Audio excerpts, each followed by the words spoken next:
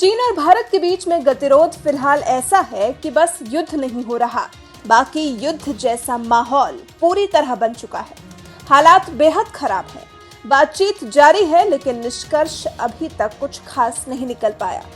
चीनी सेना पीछे हटने के लिए तैयार नहीं है, लेकिन अब भारत ने भी चीन को आगाह कर दिया है, क्योंकि भारत चीन पर आंख मूंद कर विश्वास नहीं करने वाला।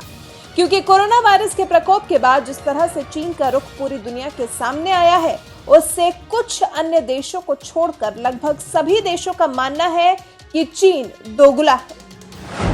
उसके खाने के दांत और हैं और दिखाने के और। इसलिए अब भारत ने चीन से कहा है कि जब तक एलएसी के करीब आए उसके सैनिकों को नहीं हटाया जाता, तब तक भारतीय सेना भी 1 इंच पीछे नहीं हटेगी।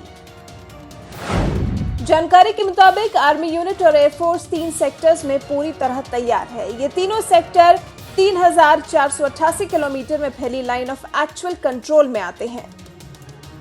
इसमें वेस्टर्न यानी कि लद्दाख, मिडिल यानी उत्तराखंड, हिमाचल, ईस्टर्न सिक्किम, अरुणाचल शामिल हैं।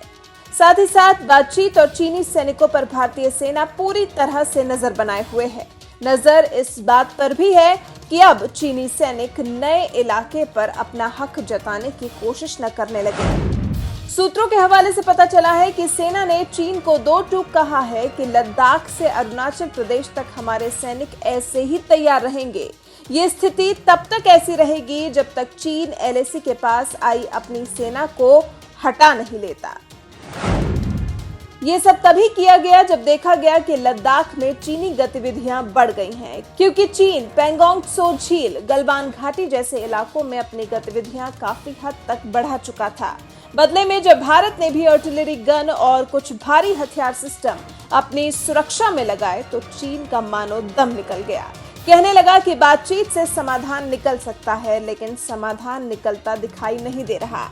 अब तय चीन को करना है कि वो अपने सैनिकों को पीछे हटाएगा या नहीं, क्योंकि उसके पास अब कोई दूसरा विकल्प शेष नहीं रह गया है।